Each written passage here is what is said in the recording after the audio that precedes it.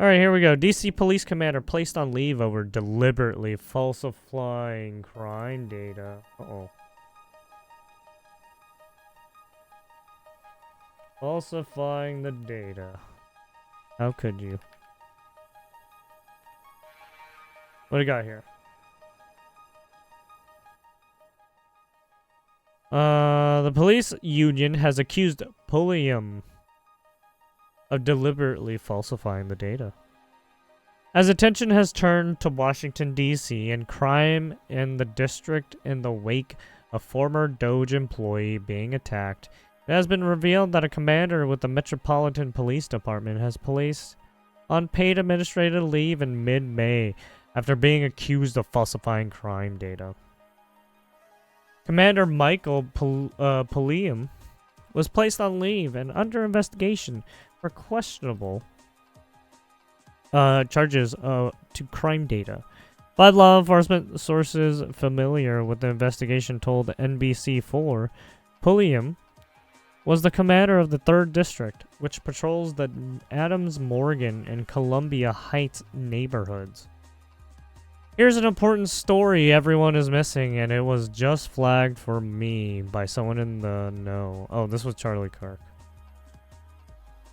The police union has accused Pulliam of deliberately falsifying the data and claimed that police supervisors in the department have been manipulating crime data to make it seem as though violent crime has fallen considerably in district compared to 2024. Yeah, I think they're doing that in California too. And possibly the New York, because they're already messing with the ethnic background of people by lying if they're white, black, or brown skin or Asian, right? They're lying about that shit sometimes. So it's like, what else could they be lying about? Fraternal Order of Police Chairman Greg Pemberton said, when our members respond to the scene of a felony offense where there is a victim reporting that a felony occurred. Also, oh yeah, in New York, they were when that shit came out about some of the schools doing some heinous shit. Yeah, they were fudging numbers too. Inevitably, there will be a lieutenant or a captain that will show up on the scene and direct those members to take report for a lesser offense. So instead of taking a report for a shooting or a stabbing or a carjacking, they will order the officer to take a report up for a theft. There you go. See, they're skewing the data. Or an injured person to the hospital or a felony assault, which is not the same type of classification. Correct. Basically, they're redistributing the classifications on purpose for some reason. We don't know why. Pemberton said that command staff at the department is focusing on 2 categories to get the numbers down. Injured person to the hospital and armed with a dangerous weapon.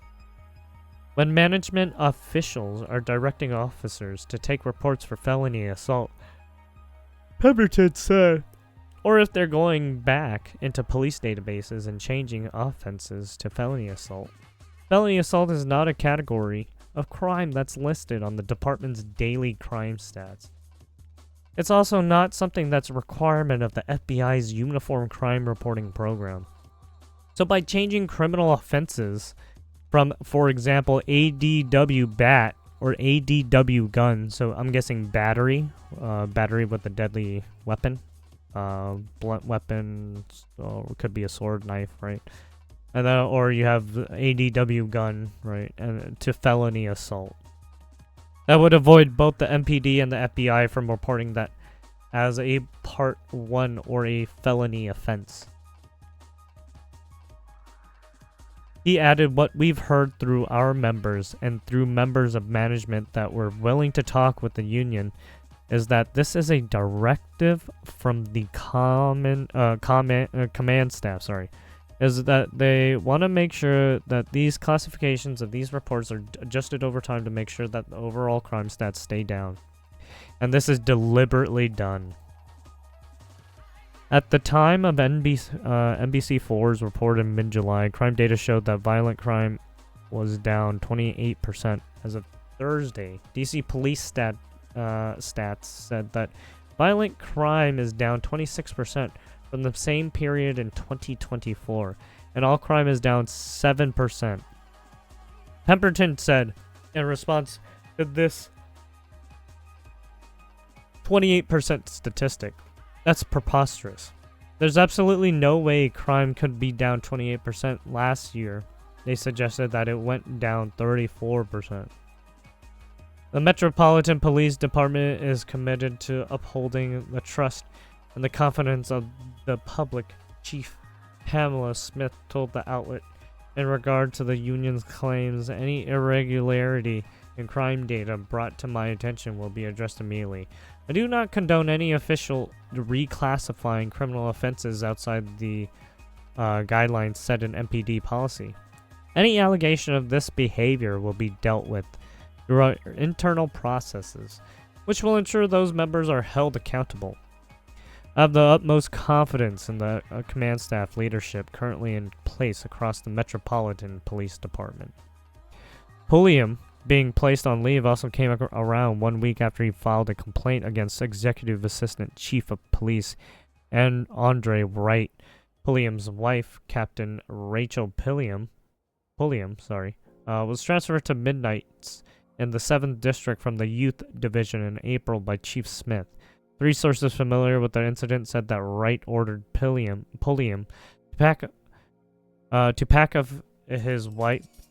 up his wife's belongings personally and deliver them to her new assignment himself. Pulliam viewed the order. There it is. They belong, and the gay ops are happening. This is why I called them gay ops. Because they're doing some shady shit.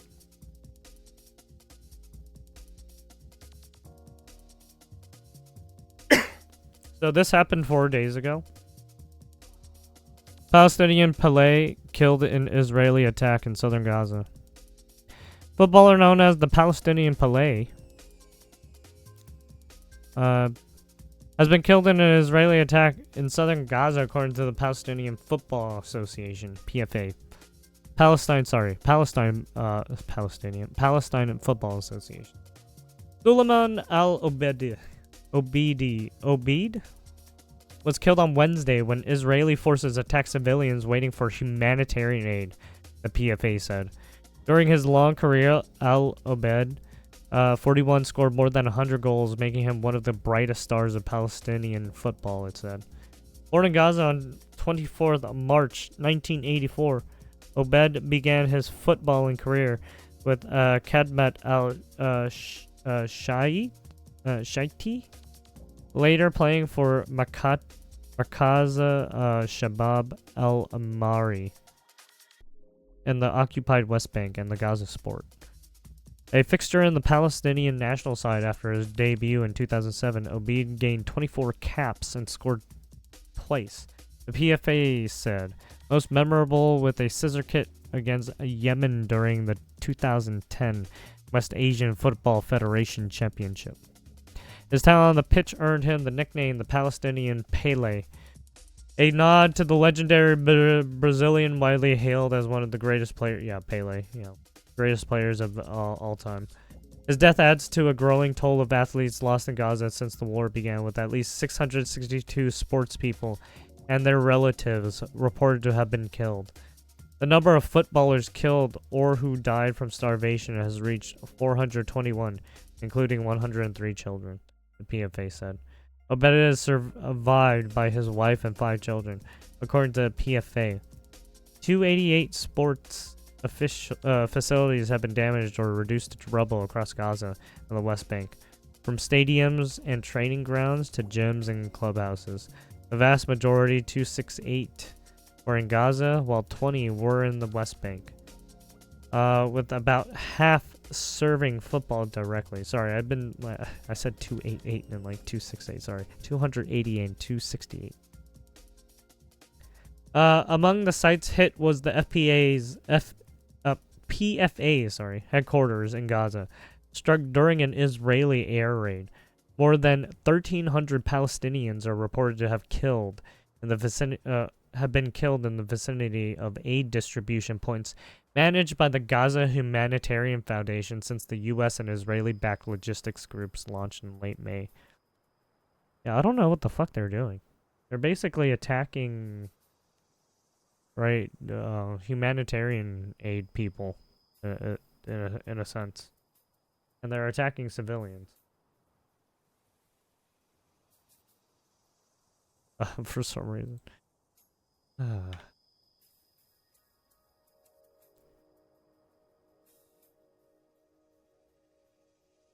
Israeli says Al Jazeera journalist killed in airstrike was head of Hamas terrorist cell.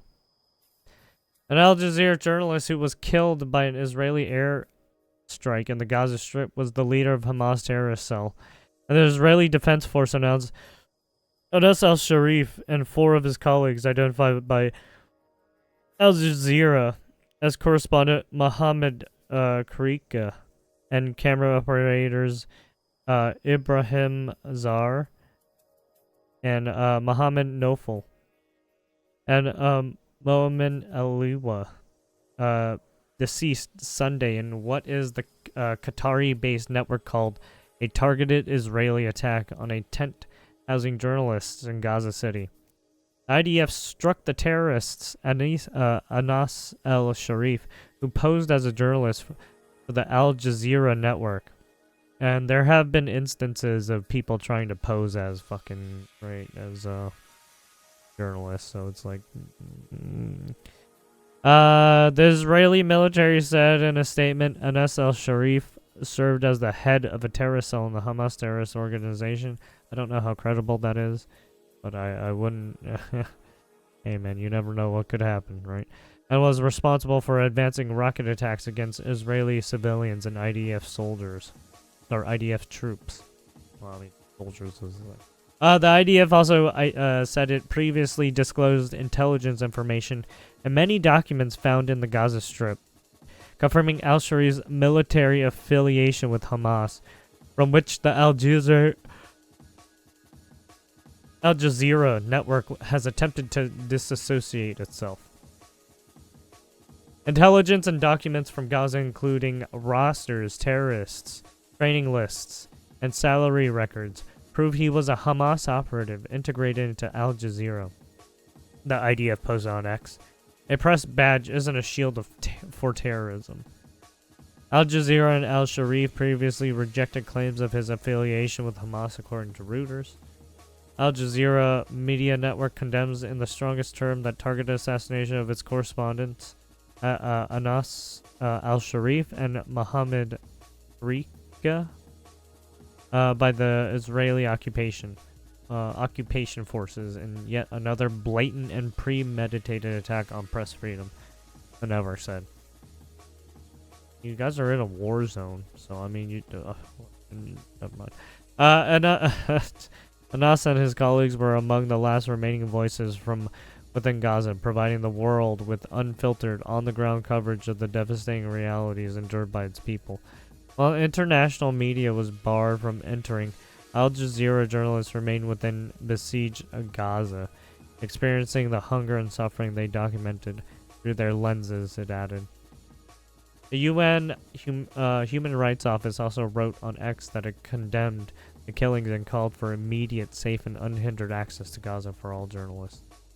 The IDF said the documents it found in the Gaza Strip included personal rosters, a list of terrorist training courses, phone directories, and salary documents for the terrorists, and provided unequivocal proof that al-Sharif serves as military terrorist in Hamas in the Gaza Strip. There it is. Now Fox News says this, but I mean we can try and find out later what kind of information they put out. Israelis target and kills Al Jazeera correspondent Anas Sharif in Gaza and journalist toll grows. Yeah, they. Well, I mean it's not just Israel too. It's Hamas kills fucking journalists too. So they're both killing journalists, which is not nice. But yeah. If you want to see the AP News one, there it is. I guess I'll put it in the description like all the other ones. I'm not going to read it because we already read the Fox News one. It's probably just more or less the same thing. Maybe they added some other stuff, right? Anyways, John Leguizamo slams Dean Cain for joining ICE. Your pronouns are has been. Your pronouns are Noose and Cliff. John Leguizamo had some choice words for Dean Cain after the actor revealed he joined U.S. Immigration and Customs Enforcement to help save America. On Tuesday, Cain will help play Clark Kent on ABC's Lois and Clark, The New Adventures of Superman, alongside Terry Hatcher's Lois Lane from 1993 to 1997. I did watch that as a kid sometimes. Revealed that he's rolling up his sleeves to support President Trump's mass deportation efforts. The announcement was soon wet with a fear. I didn't watch it till like after it was. They were showing reruns and I watched it. The announcement was soon met with a fierce response from the Ice Age star, who took aim at the actor in a social media post Friday. What kind of loser volunteers to be an ICE officer? What's wrong with being an ICE officer? I would have became an ICE. Well, look at someone, an ardent Trump critic said in an Instagram video. What a moron, Dean Cain. Your pronouns has been. On Sunday, the Emmy and Tony winner doubled down on his stance by posting a fake DVD case with Cain's photo on it with the title Aged Ice. Or like, Dean needs a cane, am I right? He captioned his Instagram story. Cain, 59, last week he shared the news in a recruitment-style video on a social media while urging others to join him in booting illegal migrants from the country. Yeah, he did do that. For those who don't know, I'm a sworn law enforcement officer, as well as being a filmmaker, and I felt it was important to join with our first responders to help secure the safety of all Americans. Not just about it, so I joined up. Not just talk about it, so I joined up. Cain said in a nearly 2-minute video on X. Since President Trump took office, ICE has arrested hundreds of thousands of criminals, including terrorists, rapists, murderers, pedophiles, MS-13 gang members, drug traffickers, you name it. Very dangerous people who are no longer on the streets. The actor raved about the agency's great benefits and pay, and touted the $50,000 signing bonus announced last week by Homeland Security Secretary Kristi Noem. So if you want to help save America, ICE is arresting the worst of the worst and removing them from Americans' streets, he said, adding that no college degree is required, meaning you can get to work right away. I like that. I voted for that. They need your help. We need your help to protect our homeland, our families, so check into it and join today. If it's something that tickles your fancy, because we can use you. There you have it. Cain's video was met with resistance almost immediately, with some commenters noting that the actor is 22 years over the federal agency's maximum recruitment age of 37, casting doubt on the legitimacy of his latest public reveal. Perhaps we'll get that changed, Cain said in response shortly before Assistant DHS Secretary Tricia McLaughlin revealed that the agency has waived the age limit to allow for new applicants. McLaughlin, oh yeah, that's right, she did say that, told the Post that Cain is expected to be sworn in as an honorary ICE officer in the coming month. Actor's endorsement comes a week after DHS launched Defend the Homeland, a nationwide recruitment campaign aiming to hire 10,000 new agents following the passage of Trump's massive funding bill. There you have it. I might actually try and sign up because I do need a job. There you have it. Fucking... Who wants to sign up? Anyways. While videos show Chinese ships crashing while trying to cut off Philippines boat in disputed waters. Here we go, another China trying to fucking ram people with their ships. Dramatic footage shows 2 Chinese government ships violently colliding Monday while chasing down a Filipino Coast Guard vessel in a... This isn't the first time, by the way. Vessel in a disputed area of the South China Sea. A Chinese Coast Guard ship was in hot pursuit Monday when it performed a risky maneuver, then violently T-boned a massive Chinese Navy ship, according to the Philippines Coast Guard, which shared the footage.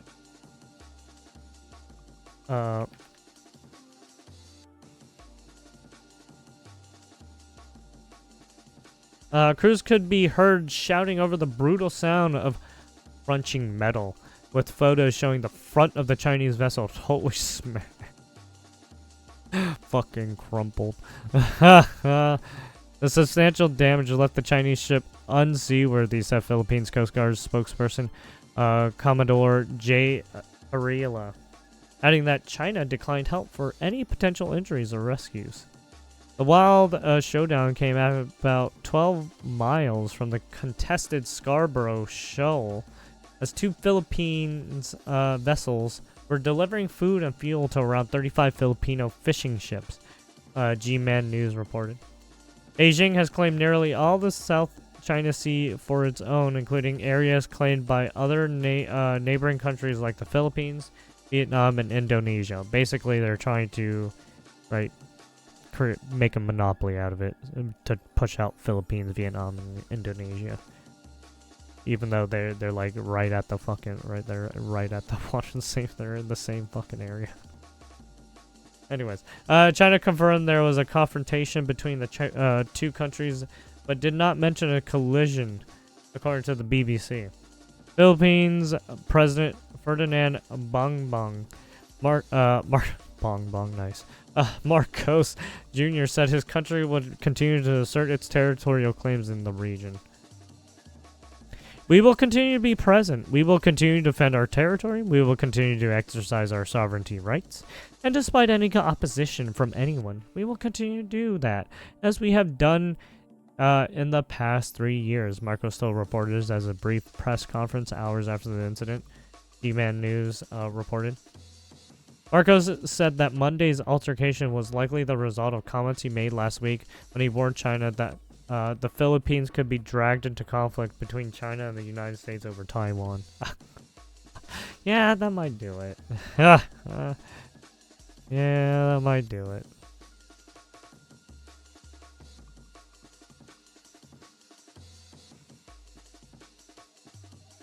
Yeah, they don't take too kindly to those, to that type of rhetoric.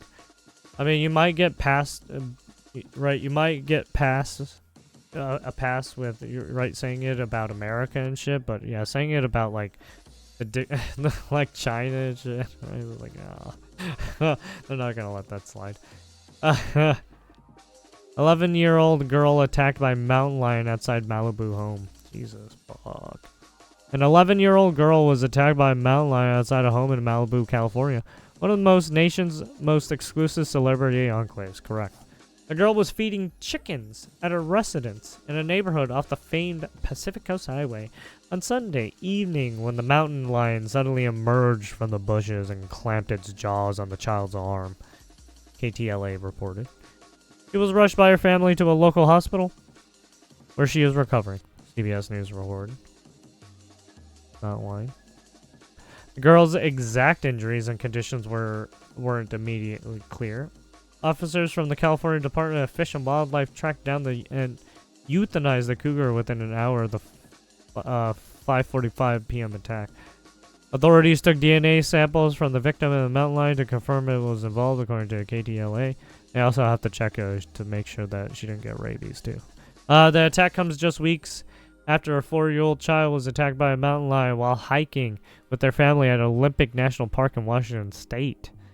Mountain lions, which can weigh up to 150 pounds, are known for being one of the most reclusive animals in the forest, as well as being extremely territorial, according to the National Park Service. Aren't they the ones that fucking when they fucking like yell, they sound like a fucking dying person? While human attacks are rare, officials recommend facing the animal head-on, trying to appear as big as possible while slowly backing away of approach. Malibu, meanwhile, is still reeling from this winter's devastating wildfires, which razed 720 structures in the city and torched miles of beachfront mansions to their foundations. Yeah, they're still trying to recover.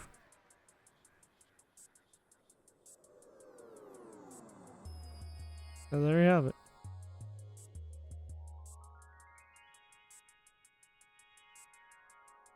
House fire. 6 deceased, including 4 kids. Massive Maryland house fire so ferocious firefighters couldn't even access the home. Jesus, holy. 6 people, including 4 kids, were killed in a house blaze in suburban Maryland early Sunday. It was so fierce, even firefighters could not get into the home, officials said. Dramatic photos show the house engulfed in flames and the fire crews later surrounding its smoldering ruins. Deputies attempted to enter the home but could not due to heavy smoke and flames.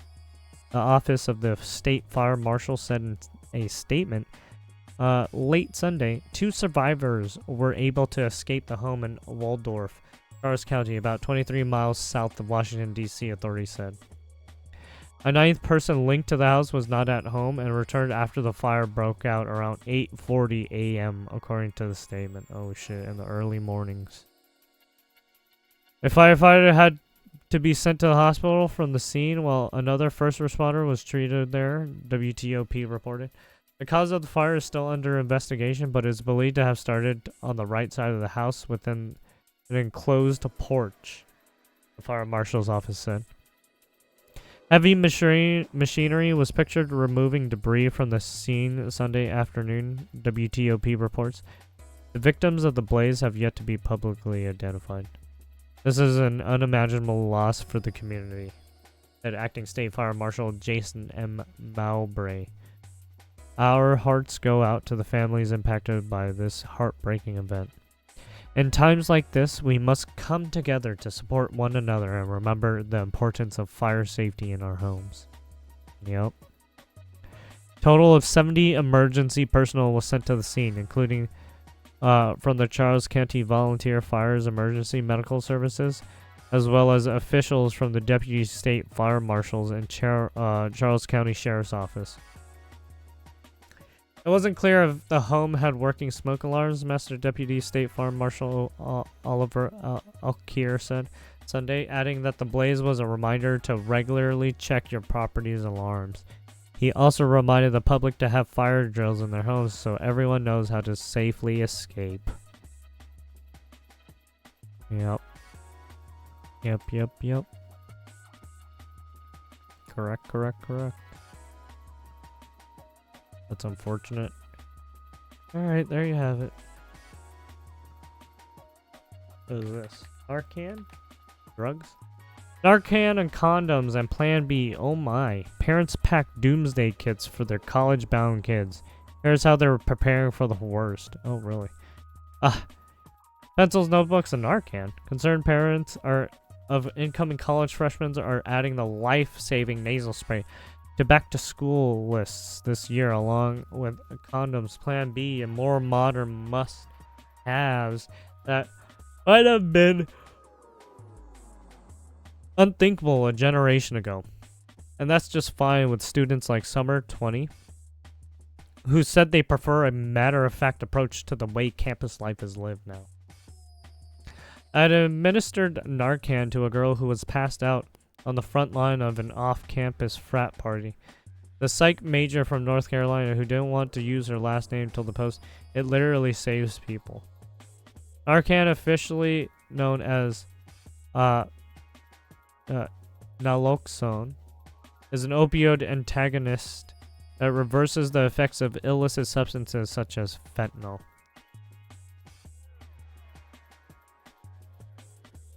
It's a serious topic of discussion among older folks, with chickadees poised to leave the nest. From Facebook mom groups to viral TikTok clips, college survival kits with the miracle medication are all the rage, along with the contraception pills and other grown-up ads. Idaho mom Jamie, 42, and daughter Sophia Green, 18, recently made a big splash with social media reveal of their list of non-traditional necessities for Sophia's first day of classes at Boise State University. Oh wow, Boise State, that's pretty good. This fall.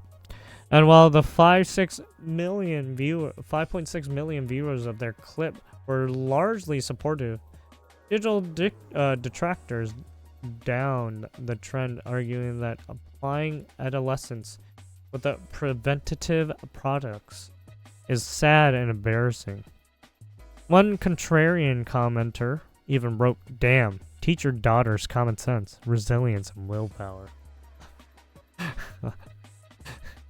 Protesters of the ultra-progressive shift made rush to shame so-called helicopter parents for inadvertently giving teens the green light to experiment. That's not what they said. Okay, but sure. But Yamalis Diaz, an adolescent psychologist at NYU Langone Health, said cautious adults are neither overstepping boundaries with their kids nor granting them permission to party. Correct. They're just giving them the tools they need to make sure that they're okay when shit goes down. Instead, they're simply preparing the pups for real-world eventualities. Correct. Right. Millennials and Gen Xers who grew up in a very flexible, open-minded time are now sending their Gen Z children off to college fully equipped to handle difficult situations, Diaz told the Post. If parents chose to get Narcan or condoms for their kids, the message isn't, "Here, go do drugs and have sex," he insisted. The message is, "I don't want you to get into any kind of tricky predicaments. But there are some tools that can," there you go, make smart choices after the fact. It's a message that youngsters need more than ever, statistics show. An alarming 50,000 teenagers confessed to misusing of fentanyl, a synthetic opioid, in 2023, per a recent report from the Substance Abuse and Mental Health Health Services Administration, a branch of the Department of Health and Human Services. There you go, 50. And that's just the people who documented themselves, right? These are the people who are willing to, who are more forthcoming about things. So what about the other people who aren't forthcoming, yeah? Hope they're not getting into, some crazy shit, right? Researchers discovered a 47% spike in teen fentanyl use from 2022 to 2023. They attributed the startling uptick to the fact that many youngsters could have taken it without realizing. I mean, that's true, too. I mean, given what people try to do, people trying to, roofie people and shit. Stuff in people's drinks and whatnot. Trying to stick people with needles and stuff like that, right? Representatives, or give people fucked up bunk drugs, right? Cut with some fucked up shit. Representatives for the Drug Enforcement Administrations have deemed fentanyl a Schedule 1 drug, the leading cause of death for adults ages 18 to 45 in the U.S., according to DEA's Campus Drug Prevention site. Summer's distressed schoolmate could have ended up just another statistic. But luckily, the quick thinker had taken an on-campus harm reduction seminar and knew what to do. She was super pale, her breathing was shallow, and her pupils were pinpoint, which is a sign of overdose, correct. Now she's always prepared with a supply of medication, which is available as an over-the-counter commodity at most nationwide drugstores and online outlets like Amazon, where it costs around $45. I always keep Narcan in my purse when I go to college events, parties, and festivals because you just never know. Better to be safe than sorry. Maine mama Gretchen Schaefer, 50, who's sending her daughter Ingrid, 19, back to school with a stash of Narcan and Plan B, agrees. In fact, the mother who said she's encouraging others with college kiddos to follow suit. The most common objection I hear is, "Well, my kid doesn't hang out with drug users," said Schaefer. That Ingrid kicks it with the sober crowd at her school in Massachusetts.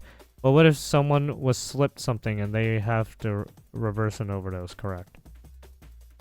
Vigilant mom is also keen on reversing the effects of unprotected sex. In the case of sexual assault, I want her or someone on her dorm floor to have Plan B on hand, she said. Added. It was $6 at Costco. To ensure that Ingrid knows how and when to use all the remedies in her health kit. Schaefer's even created printed and laminated an emoji-coded list of detailed instructions. Schaefer's medicine, how to prompts include can't poop, take 2 Senelax before... yeah, basically take 2 laxatives. And oops, condom broke, take 1 Plan B ASAP after unprotected sex within 72 hours. And there's the whole list. She's not being overprotective, she's simply passing the torch. I'm the Swiss Army knife mom, said Schaefer.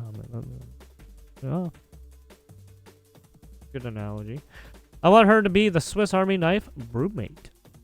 Jamie Green wants her Sophia to gain a similar reputation around the dorms. It's super important to be prepared, Jamie. A social worker who's also at Boise State pursuing a master's degree told the Post. She hopes Sophia's new crop of college friends feels comfortable turning to her to support when necessary. The Narcan and Plan B aren't necessarily for Sophia. They're for anyone on campus in need, said Jamie. They can confidentially come to her and get help. Sophia, an aspiring gynecologist, looks forward to being a safe haven for other next 4 years. My mom and I have always had a very open relationship, and it feels really great, and she's setting me up for success in case of any emergencies because, well, that's one way to put it. Shit happens, said Sophia. That's the way she goes, yeah. It's better to be prepared than keeping secrets, lying, and maybe ending up in a worse situation. Smart person. I'm glad other girls in my dorm will be able to trust my mom if they don't have anyone else. Oh. That's the truth. Alright, ladies and gents. I'll look at all this stuff. The links will be in the description like usual. Yeah. Thanks for watching. Give a like, subscribe, yeah. The usual if you like. Much appreciated. Have a good one.